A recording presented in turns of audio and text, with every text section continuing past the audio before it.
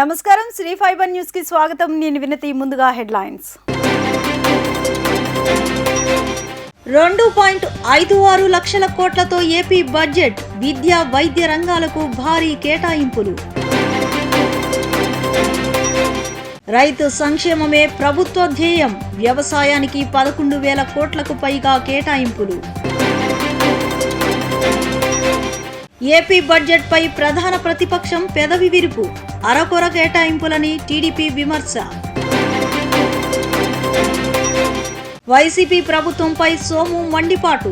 ప్రభుత్వ తీరును ఎండగట్టాలని కార్యకర్తలకు పిలుపు. కేబినెట్ భేటీలో సీఎం జగన్ కీలక వ్యాఖ్యలు. త్వరలోనే ఏపీ మంత్రివర్గ విస్తరణ.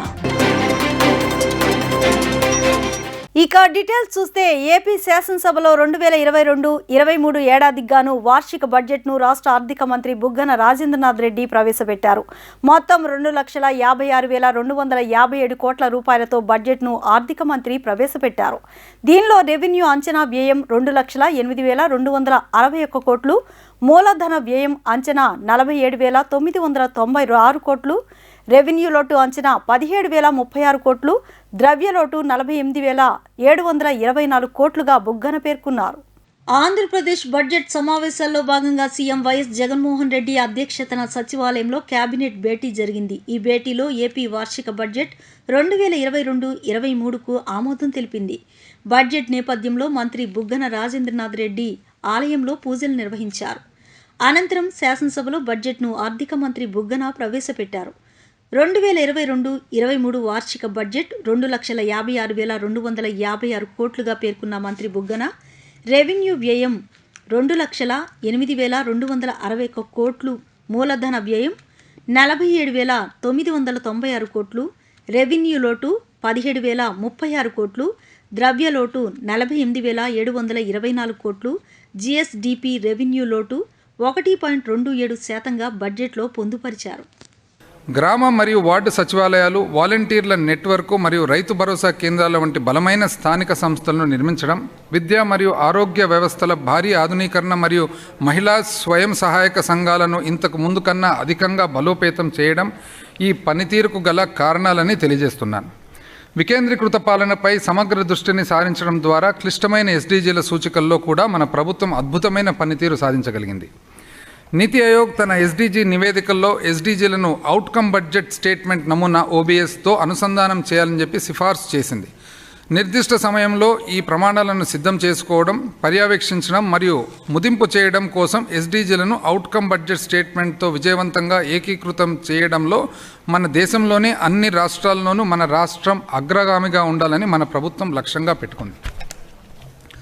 మానవ సామర్థ్య అభివృద్ధి, పేదరికం మరియు ఆకలి నిర్మూలన, మంచి ఆరోగ్యం మరియు శ్రేయస్సును సాధించడం, నాణ్యమైన విద్య కలిగి ఉండడం మరియు లింగ సమానత్వాన్ని సాధించడం అనే ఎస్డీజీలను మొదటి అభివృద్ధి మూలస్తంభమైన మానవ సామర్థ్య అభివృద్ధి కలిగి ఉంటుంది.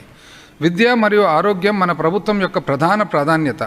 నాడు నేడు వంటి మన ప్రభుత్వ ప్రాధాన్య కార్యక్రమాలు రాష్ట్ర ప్రభుత్వ విద్య మరియు ఆరోగ్య మౌలిక సదుపాయాలను ప్రపంచ స్థాయి ప్రమాణాలకు అనుగుణంగా మెరుగుపరచడానికి ప్రయత్నిస్తున్నాయి అనడంలో సందేహం లేదు. జగనన్న అమ్మఒడి, గోరుముద్ద, విద్యా కానుక, విద్యా దీవెన మరియు వసతి దీవెన, వైఎస్ఆర్ సంపూర్ణ పోషణ, వైఎస్ఆర్ వైద్యశాలలు, వైద్య కళాశాలలు, ఆరోగ్యశ్రీ మరియు ఆరోగ్య ఆసరా వంటి కార్యక్రమాలు మానవ సామర్థ్యాల అభివృద్ధిపై దృష్టిని ప్రతిబింబిస్తున్నాయి. రాష్ట్ర మానవ వనరుల నాణ్యతను మెరుగుపరచడానికి మరియు అత్యున్నత నాణ్యతతో కూడిన విద్య, ఆరోగ్యం మరియు పోషకాహార సేవలను ప్రతి ఒక్కరికి అందించడానికి ఈ కార్యక్రమాలు రూపొందించబడ్డాయి. ఈ కార్యక్రమాల విజయం ద్వారా నీతి ఆయోగ్ యొక్క బహుళ పేదరిక నివేదిక ఎంపీఐలో మన రాష్ట్రం ఉన్నత తిరువళ్వార్ సూక్తులతో బడ్జెట్ ప్రసంగం మొదలుపెట్టిన మంత్రి బుగ్గన బడ్జెట్ వివరాలను సభకు వివరించారు. మధ్య మధ్యలో గురజాడ అప్పారావు, శ్రీశ్రీ కవితలను చదివి వినిపించారు. విపత్తులను ఎదుర్కొనేటప్పుడే మన సామర్థ్యం తెలుస్తుందన్న మంత్రి బుగ్గన నీతి ఆయోగ్ విడుదల చేసిన పలు నివేదికల్లో ఏపీకి దక్కిన ఘనత గురించి వివరించారు. సంక్షేమ పథకాల సమర్థవంతంగా అమలు చేయడం, వెనుకబడిన వర్గాల అభివృద్ధికి రెండింతలు కేటాయింపులు పెంచినట్లు తెలిపారు. కరోనా లాంటి మహమ్మారిని ఎదుర్కొంటూ వైఎస్ జగన్ నేతృత్వంలోని ప్రభుత్వం సమర్థవంతంగా సంక్షేమ ఫలాలను ప్రజలకు అందించిందని మంత్రి బుగ్గన గుర్తు చేశారు. నీతి ఆయోగ్ యొక్క 2021 ఎస్డీజీల నివేదిక ప్రకారం పేదరికం తగ్గింపులో మన రాష్ట్రం 5వ స్థానంలో ఉంది. మన ప్రభుత్వ కార్యక్రమాల ద్వారా మన రాష్ట్రంలో ఇప్పుడు శిశు మరియు కౌమార దశల్లోని పిల్లల మరణాలు 2% కంటే తక్కువగా ఉన్నాయి. బాలింతల ఆరోగ్య రక్షణలో రాష్ట్ర 5వ స్థానంలో ఉంది. విద్యలో కూడా మనం పాఠశాల హాజరును 98% కంటే ఎక్కువగా సాధించాము. స్థూల నమోదు నిష్పత్తి జీఆర్ ఏదైతే ఉందో అధ్యక్ష, రేటు కూడా షెడ్యూల్డ్ కులాల విషయంలో 7.5% గాను, షెడ్యూల్డ్ తెగల విషయంలో 9.5% గాను, బాలికల విషయంలో 11.03% గాను పెరిగి జాతీయ పెరుగుదల రేటును అధిగమించింది. మౌలిక సదుపాయాల అభివృద్ధి, స్వచ్ఛమైన నీరు మరియు పారిశుద్ధ్యం, సరసమైన మరియు స్వచ్ఛమైన ఎనర్జీ శక్తిని అందుబాటులో ఉంచడం, స్థిరమైన నగరాలు మరియు సంఘాలను ప్రోత్సహించడం మరియు మౌలిక సదుపాయాలను ఏర్పాటు చేయడం లాంటి ఎస్డీజీలు 2వ మూలస్తంభమైన మౌలిక సదుపాయాల అభివృద్ధికి కేంద్రీకే వస్తాయి.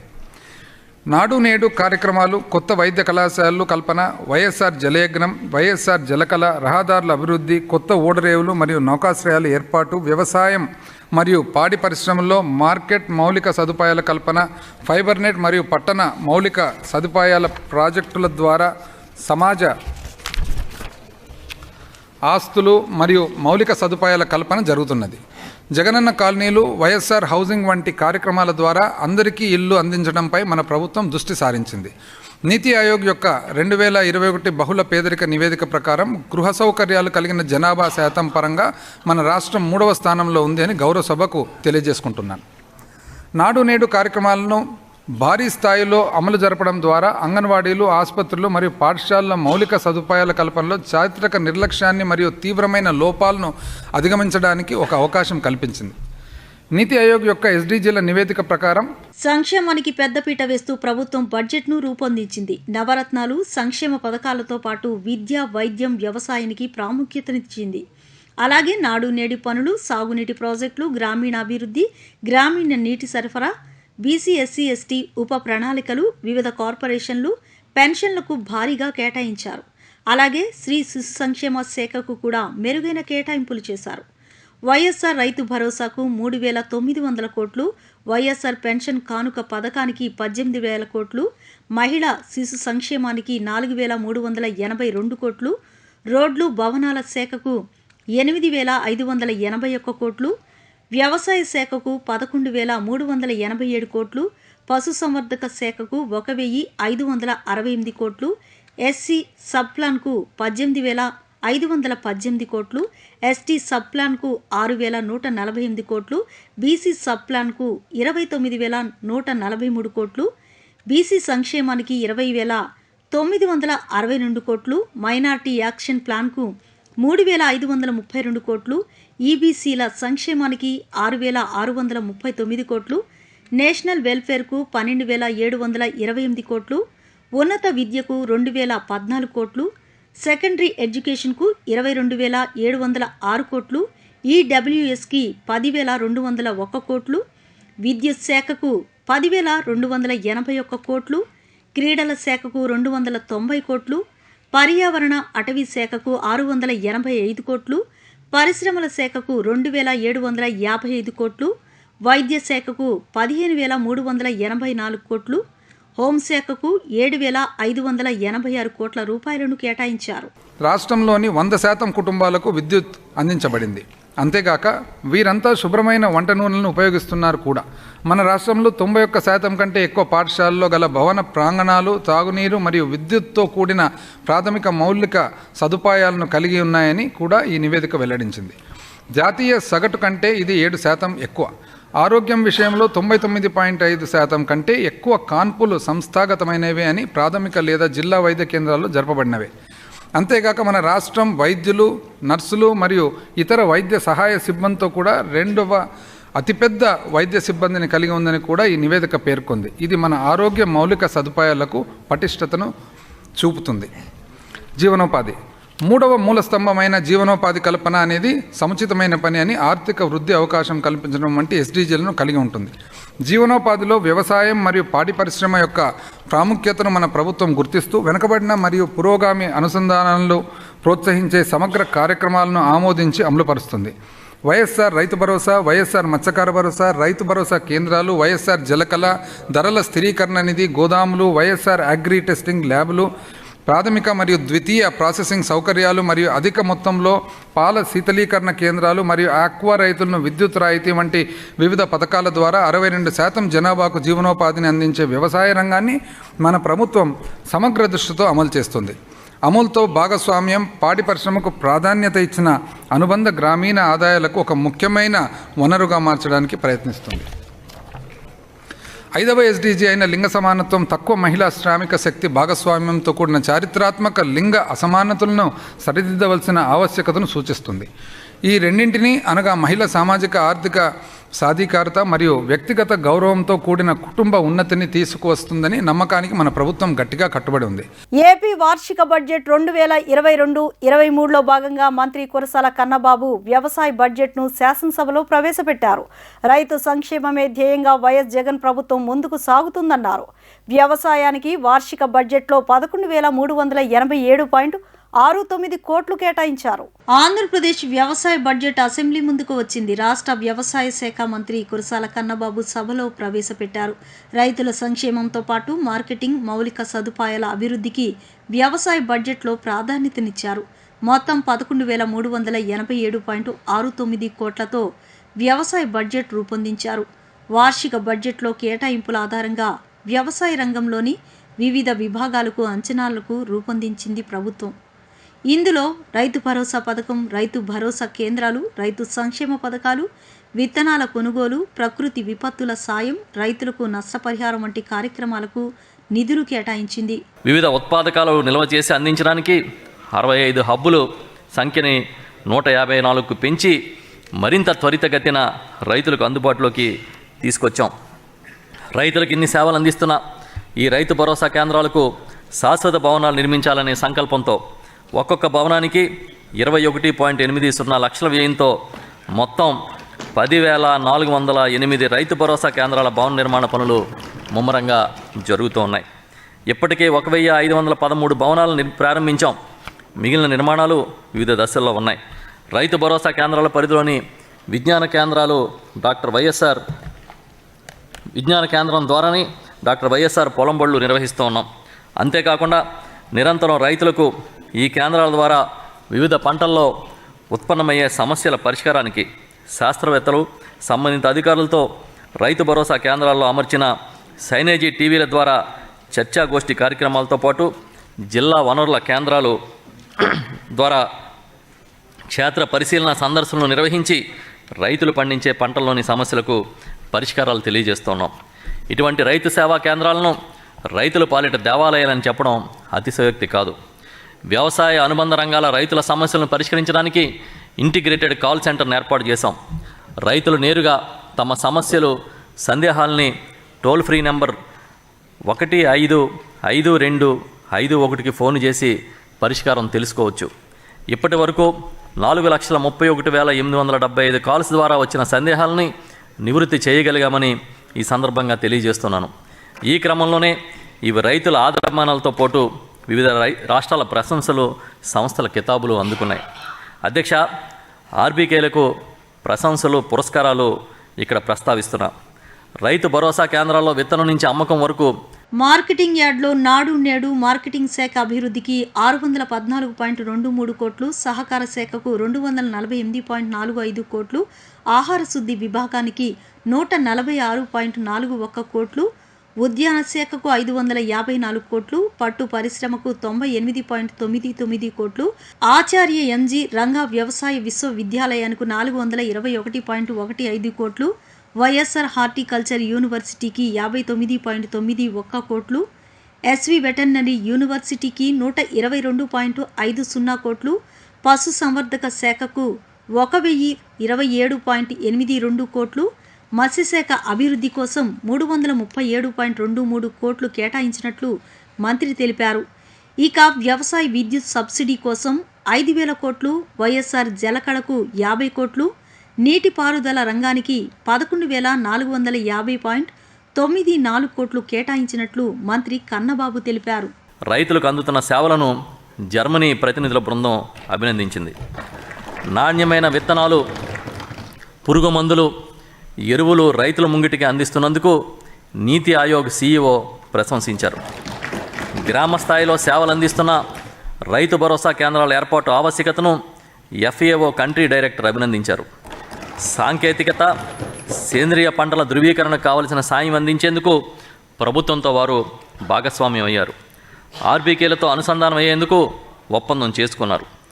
దేశం మొత్తానికి ఆంధ్రప్రదేశ్ ఏర్పాటు చేసిన రైతు భరోసా కేంద్రాలు రైతు సంక్షేమంలో గొప్ప ముందడుగని, ఇవి దిక్సూచి వంటివని కేంద్ర ఎరువుల విభాగం వ్యవసాయ శాఖ డైరెక్టర్ కొనియాడారు. రైతు భరోసా కేంద్రాల్లో కియోస్కుల ద్వారా రైతు కోరిన ఉత్పాదకాల పంపిణీ, రైతుకు గిట్టుబాటు ధర, పంట ఉత్పత్తుల కొనుగోలు వంటివి అద్భుతమైన సేవలని కేరళ వ్యవసాయ శాఖ మంత్రి ప్రశంసించారు. ఇక్కడికి వచ్చి పరిశీలించారు. అధ్యక్ష, గ్రామ స్థాయిలో ఒకే చోట రైతులకు ఇన్ని రకాల సేవలు అందించడం చాలా గొప్ప విషయమని తెలంగాణ వ్యవసాయ శాఖ మంత్రి ఇక్కడికి వచ్చి పరిశీలించి పొగిడారు. అధ్యక్ష, గౌరవ ముఖ్యమంత్రి శ్రీ వైఎస్ జగన్మోహన్ రెడ్డి గారి దార్శనికతకు ఈ రైతు భరోసా కేంద్రాల నిదర్శనమని గుజరాత్ వ్యవసాయ అధికారుల బృందం ప్రశంసించింది. రైతు సంక్షేమంలో ఆంధ్ర అద్భుతం. RBKలతో రైతుల చెరువులో సేవలు ఉన్నాయని రామన్ మెగాసెసే అవార్డు గ్రహీత P. సాయినాథ్ అభినందించారు. అధ్యక్ష, 2021 సంవత్సరానికి గోల్డెన్ స్కోచ్ అవార్డు రైతు భరోసా కేంద్రాలు గెలుచుకున్నాయి. అనతి కాలంలోనే 1,00,000 మంది రైతులు సభ్యత్వం కలిగిన RBK ఛానల్కు యూట్యూబ్ నుంచి సిల్వర్ బటన్ అవార్డు వచ్చింది. అధ్యక్ష, ఈ రైతు భరోసా కేంద్రాల్ని మరింత బలోపేతం చేయడానికి 2022-23 బడ్జెట్లో కేవలం నిర్వహణ కోసం 18 కోట్లు ప్రతిపాదిస్తున్నాం. ఇక వైఎస్ఆర్ రైతు భరోసా, PM కిసాన్ పథకానికి 7,020 కోట్లను కేటాయించిన ప్రభుత్వం వైఎస్ఆర్ ఉచిత పంట బీమా కోసం 1,802 కోట్లు ఇచ్చింది. అలాగే వైఎస్ఆర్ 0 వడ్డీ పంట రుణాల పథకానికి 500 కోట్లు, విత్తనాల రాయితీకి 200 కోట్లు, ప్రకృతి విపత్తుల సహాయ నిధి కోసం 2,000 కోట్లు నిధులను ప్రతిపాదించింది. అలాగే అగ్రి ల్యాబ్స్ కోసం 50 కోట్లు, రైతులకు పరిహారం కోసం 20 కోట్లు, వ్యవసాయంలో టెక్నాలజీని అభివృద్ధి చేయడం కోసం 200 కోట్లను ఏపీ ప్రభుత్వం కేటాయించింది. రైతుల సంక్షేమమే ధ్యేయంగా వైఎస్ జగన్ ప్రభుత్వం ముందుకు వెళుతుందని మంత్రి కన్నబాబు అన్నారు. రాయితీలతో పాటు నాణ్యత అందించే విషయంలో ఎక్కడా తగ్గకుండా ముందుకెళ్తున్నట్లు తెలిపారు. వ్యవసాయానికి యాంత్రీకరణ చాలా అవసరం. కూలీల లభ్యత తగ్గడం, వ్యయం పెరగడం వంటి అంశాలను దృష్టిలో పెట్టుకుని ఈ ప్రభుత్వం మొదటి నుంచి యాంత్రీకరణకు ప్రాధాన్యత ఇస్తోంది. ఇప్పటికే కమ్యూనిటీ హైరింగ్ కేంద్రాలు RBKలకు అనుసంధానంగా చేయగా ఈ ఆర్థిక సంవత్సరం నుంచి రైతులకు వ్యక్తిగత యంత్ర పరికరాలు రాయితీపై అందించాలని ముఖ్యమంత్రి శ్రీ వైఎస్ జగన్మోహన్ రెడ్డి గారు నిర్ణయం తీసుకున్నారు. రైతుల నుంచి వస్తున్న విజ్ఞప్తుల దృష్ట్యా ఈ పథకాన్ని ఎక్కువ మంది రైతులకు ఉపయోగపడే విధంగా తీర్చిదిద్దుతున్నాం. స్ప్రేయర్లు, టార్పాలిన్లు మొదలుకొని ఏ పనిముట్లు కావాలో ప్రణాళిక చేస్తున్నాం. సకాలంలో సాయం అందకపోతే పెద్ద ప్రయోజనం ఉండదు. ఏ సాయమైనా సకాలంలో అందించాలన్నది ముఖ్యమంత్రి గారి నిర్ణయం. ఇన్పుట్ సబ్సిడీ ఏ సీజన్లో పంట నష్టపోతే ఆ సీజన్లో ఇవ్వడం గొప్ప విషయం. రైతులే ఆశ్చర్యపోతున్న రీతిలో సీజన్ ముగియక ముందే ఇన్పుట్ సబ్సిడీ ఇస్తున్న ప్రభుత్వం మనదే. దేశంలో ఎక్కడ ఈ విధంగా ఇన్పుట్ సబ్సిడీ ఇస్తున్న పరిస్థితి లేదు. అధ్యక్ష, అధిక స్థాయిలో ఆహార ధాన్యాల ఉత్పత్తి. మన ప్రభుత్వం ఏర్పడిన మొదటి సంవత్సరంలోనే రాష్ట్రంలో ఆహార ధాన్యాల ఉత్పత్తి ఎన్నడూ లేనంతగా రికార్డు స్థాయిలో 175 లక్షల మెట్రిక్ టన్నుల దిగుబడి వచ్చింది.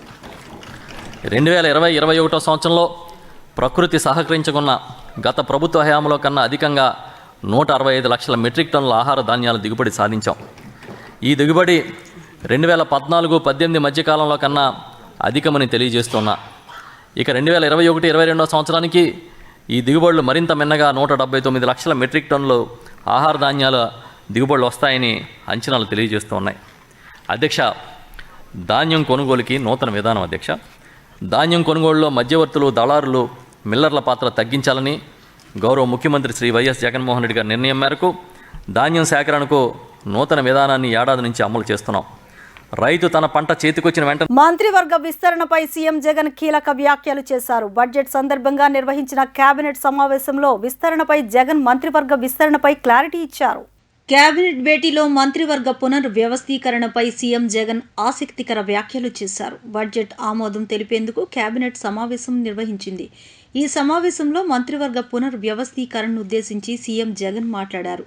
చాలా మంది పోటీల్లో ఉన్నారని చెప్పారు. మంత్రివర్గంలో స్థానం లేనంత మాత్రాన వారిని పక్కన పెట్టినట్లు కాదన్నారు.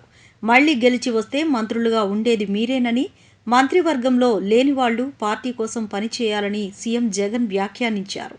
త్వరలో మంత్రివర్గ పునర్వ్యవస్థీకరణ ఉండొచ్చనే ఊహాగానాల నేపథ్యంలో సీఎం జగన్ చేసిన వ్యాఖ్యలు ప్రాధాన్యతను సంతరించుకున్నాయి. త్వరలో వైసీపీ శాసనసభాపక్ష సమావేశం జరగనుంది. ఈ సమావేశంలో పునర్వ్యవస్థీకరణపై స్పష్టత వచ్చే అవకాశం ఉంది. ప్రభుత్వం ప్రవేశపెట్టిన బడ్జెట్పై టీడీపీ పెదవి విరిచింది. వైసీపీ కోటరీ బాగుపడాలనే విధంగా బడ్జెట్ ఉందని టీడీపీ నేత నారా లోకేష్ విమర్శించారు. హైకోర్టు తీర్పుకు తగ్గట్టుగా అమరావతికి కేటాయింపులు లేవని అచ్చెన్నాయుడు అన్నారు. వైసీపీ ప్రభుత్వం చీకటి బడ్జెట్ను ప్రవేశపెట్టిందని మరో నేత బుచ్చయ్య చౌదరి ఎద్దేవా చేశారు. వైసీపీ కోటరీ బాగుపడాలన్న రీతిలో రాష్ట్ర బడ్జెట్ ప్రవేశపెట్టారని టీడీపీ జాతీయ ప్రధాన కార్యదర్శి నారా లోకేష్ విమర్శించారు. బడ్జెట్ కేటాయింపులు చూసిన తరువాత జగన్మోహన్ రెడ్డి కాదు, జగన్ మోసపు రెడ్డి అని ప్రజలు అంటున్నారన్నారు. బడ్జెట్లో ఎస్సీ ఎస్టీ ఉప ప్రణాళిక నిబంధనలు ఉల్లంఘించారని మండిపడ్డారు. అన్ని వర్గాలకు ఇచ్చే సంక్షేమ పథకాలను ఎస్సీ ఎస్టీలకు ప్రత్యేకంగా ఇస్తున్నట్లు చూపడం ఆయా వర్గాలను మోసగించడమేనని దుయ్యబట్టారు. అమ్మ ఒడి అబద్ధం, నాన్న బుడ్డి నిజం, వాహన మిత్ర అబద్ధం, డ్రైవర్లను మోసం చేయడం నిజమని ఆగ్రహం వ్యక్తం చేశారు. సంక్షేమ కార్యక్రమాలు అనేది పెద్ద మోసం అని బయటపడింది. చెప్పేదేమో కొండంట, చేసేదేమో గోరంత. అలా ఉంది ఈరోజు ఆంధ్ర రాష్ట్రంలో సంక్షేమ కార్యక్రమాలు. అందుకే ప్రజలందరూ అంటున్నారు, ఈయన పేరు జగన్మోహన్ రెడ్డి కాదు, జగన్ మోసపు రెడ్డి అని ప్రజలే స్వయంగా వచ్చి చెప్పే పరిస్థితి ఈరోజు మనందరం చూస్తున్నాం.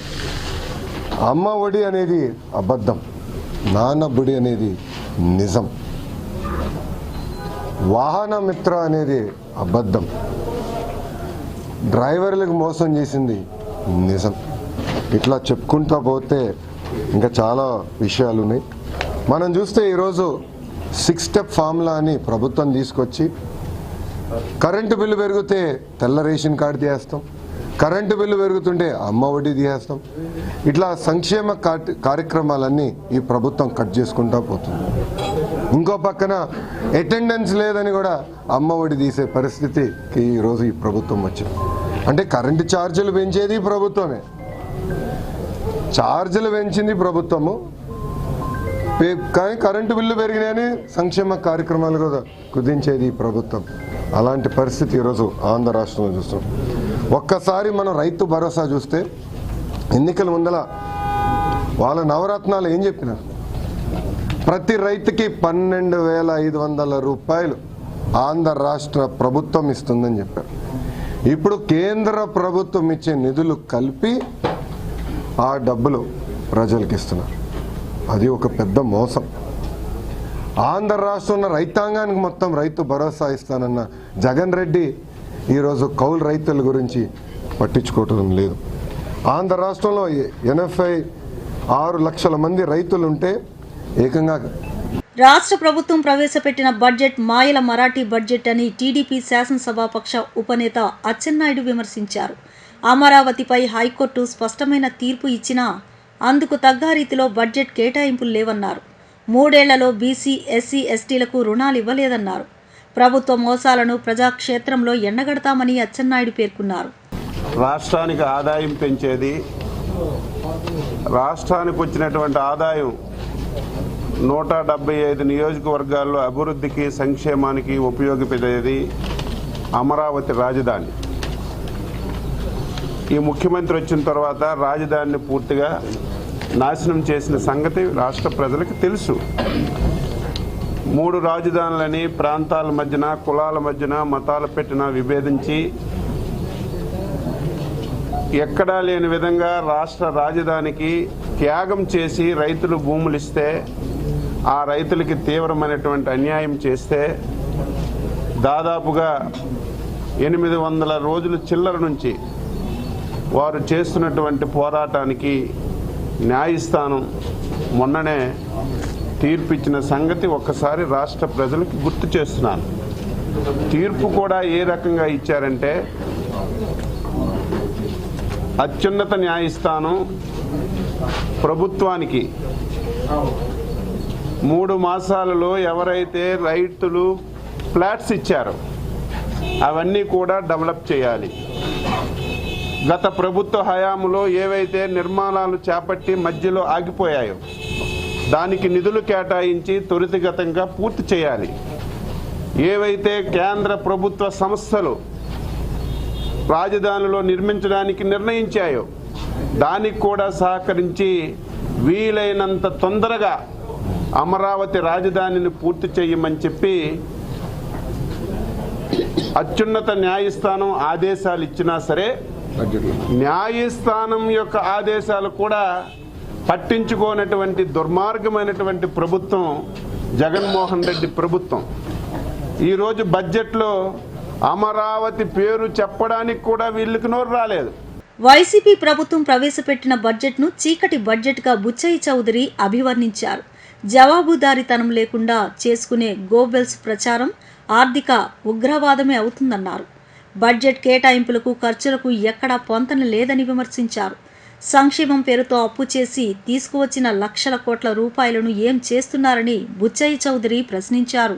చట్టసభని గౌరవించకుండా, ఆర్థిక క్రమశిక్షణ లేకుండా ఆర్థికంగా ఈ రాష్ట్రాన్ని దివాళా తీస్తున్న బడ్జెట్. అంకెల గారడీ తప్పితే ఎక్కడ కేటాయింపుల ప్రకారం నిధులు కేటాయింపు చేసి ఆ శాఖలో పని చేయలే. నీటిపారుదల రంగంలో కావచ్చు, వ్యవసాయ రంగంలో కావచ్చు, సంక్షేమంలో కావచ్చు, అంతా దగా మోసం. ఎందుకంటే ప్రతిసారి అంకెలు చెప్తా ఉన్నారు, ఆఖరికి వచ్చేటప్పుడు చతికిలు పడిపోతూ ఉన్నారు. ఉదాహరణకి 2019-20లో 2,27,974 కోట్లుగా పెట్టారు. కానీ ఖర్చు అయింది 1,73,700 కోట్లు. అంటే 53,000 కోట్లు వాళ్ళు చెప్పిన దానికంటే తగ్గించారు. మళ్ళా 2021లో కూడా అదే పద్ధతి 37,000 కోట్లు పడిపోయింది. 2,24,789 కోట్లకు గాను 1,87,000 కోట్లు మాత్రమే ఆ రోజున ఖర్చు చేసింది. ఎందుకంటే ఇవాళ రివైజ్డ్ అంచనాలు కూడా 2,08,000 దాటంలా. కానీ ఇవాళ 2,56,256 కోట్లు పెట్టారు. అంటే ఇప్పటికే 5 లక్షల కోట్ల పైచిలుకు ప్రత్యక్షంగా అప్పులు ఉన్నాయి. మరలా అది కాకుండా పరోక్షంగా తెచ్చిన అప్పులు ఉన్నాయి, గ్యారంటీల మీద తెచ్చిన అప్పులు ఉన్నాయి.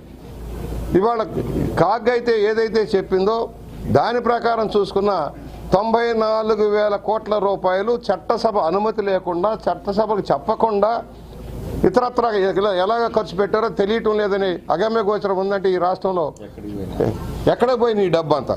ఎవరి జేబులోకి పోయింది? తాడేపల్లి ప్యాలెస్కి వెళ్ళిందా, జగన్మోహన్ రెడ్డి గారి కంపెనీల్లోకి వెళ్ళింది తేలాల్సిన అవసరం ఉంది.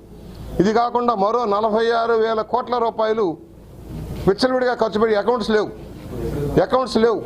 మరి ఆడిటర్స్ ఎవరో, వాళ్ళ జగతి పబ్లికేషన్స్ ఆడిటర్సో మరి వాళ్ళ సొంత సాక్షి ఆడిటర్సో మాకు తెలియదు. కానీ మరి ఏమైపోతుంది?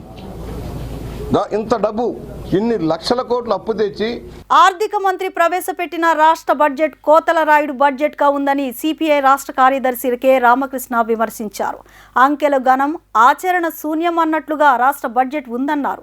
ఇప్పటి వరకు చేసిన అప్పులకు జగన్ సర్కార్ లెక్కలు చూపాలన్నారు.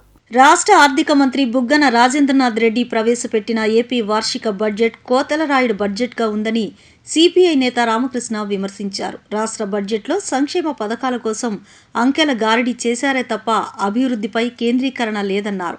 వ్యవసాయం, పారిశ్రామిక, సేవా రంగాలు కుదేలైన పరిస్థితిలో జగన్మోహన్ రెడ్డి ప్రభుత్వం ఆదాయాన్ని ఎలా సమకూర్చుకుంటారో ఆర్థిక మంత్రి సమాధానం చెప్పాలని డిమాండ్ చేశారు.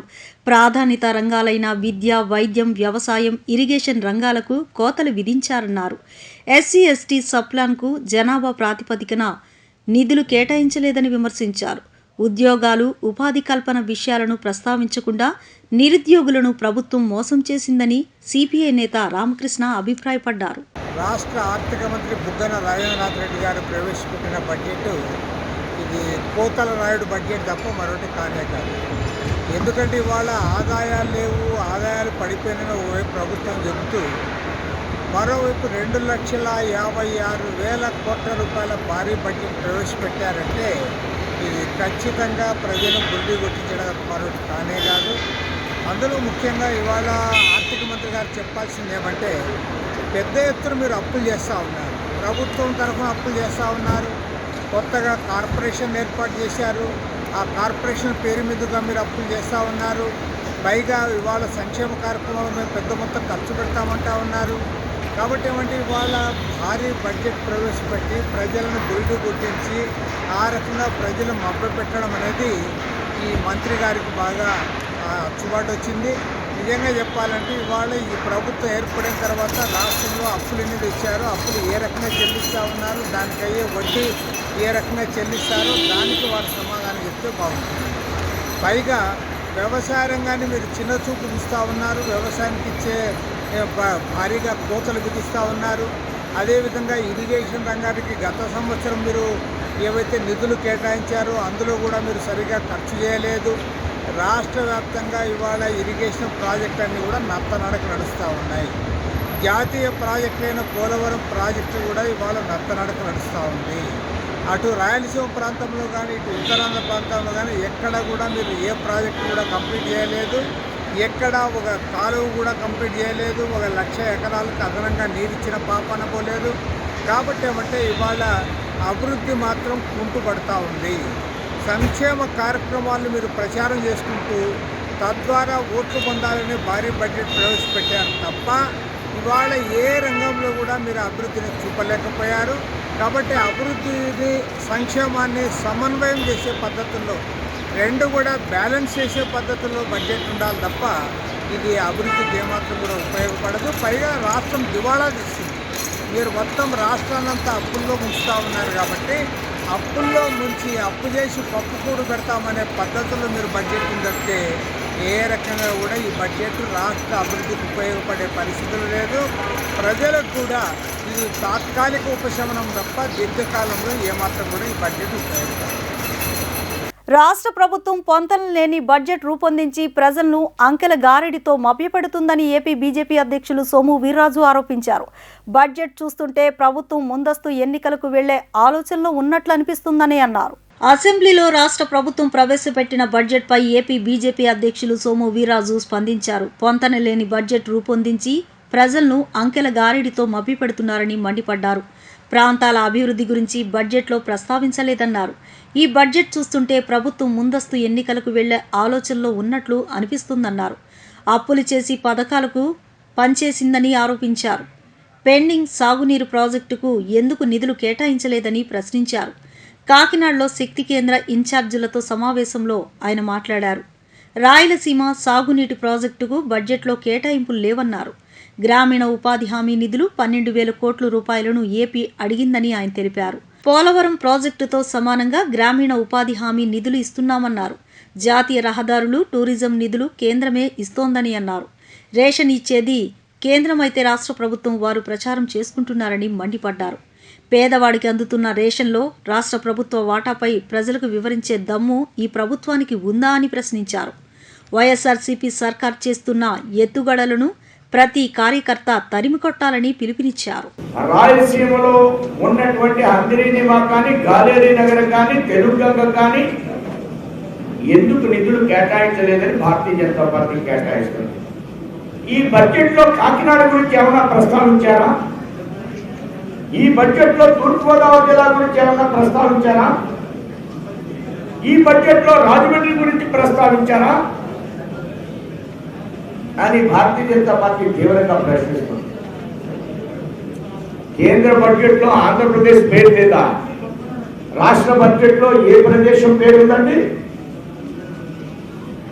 రాష్ట్ర బడ్జెట్లో ఏ ప్రాంతం పేరుందని అడుగుతున్నా ఈ ముఖ్యమంత్రిని. రేపటి నుంచి అందరూ అడుగుతారు, మా రాజమండ్రిలో సీతంపేటకి ఏం కేటాయించారు, సీతారాంపురానికి ఏం కేటాయించారు, ఈ బడ్జెట్ లో ఏ ప్రాంతం గురించి ఇచ్చారో నాకు చెప్పాలి. భారతీయ జనతా పార్టీకి వెళ్ళని రాజకీయ వ్యవస్థని, ప్రభుత్వాన్ని ప్రశ్నిస్తున్నా. ఏ ప్రాంతాన్ని ప్రస్తావించారు? అమరావతిపురం గురించి ప్రశ్నించారా? కడప గురించి మీరు ప్రస్తావించారా? చెప్పాలి. ఈవేళ కేంద్ర బడ్జెట్లో ప్రకటించినప్పుడు ఆంధ్రప్రదేశ్ గురించి ప్రత్యేక ప్రస్తావన లేదు. నేను ఇవాళ డిమాండ్ చేస్తున్నా, కాకినాడ గురించి ఎందుకు ప్రస్తావించలేదు? అన్ని ప్రాంతాల గురించి మీరు ప్రస్తావించవలసినటువంటి అవసరం ఉందా లేదా? ఇవాళ ప్రభుత్వాన్ని రేపు మా జిల్లా అధ్యక్షులందరూ ప్రెస్ మీట్ పెడతారు. మా జిల్లాకి ఏం కేటాయించలేదు, ఇందులో కలెక్టర్ రిప్రజెంటేషన్ కూడా ఇస్తారు. ఈ విధంగా మసిపూసి మారేడుగా చేసేటువంటి బడ్జెట్ ఇది. ఏ ప్రాంతాన్ని కూడా సాటిస్ఫై చేయనటువంటి బడ్జెట్ ఇది. ఏ ప్రాంతాన్ని కూడా ఇందులో ఆలోచింపజేసేటువంటి బడ్జెట్ కాదు ఇది.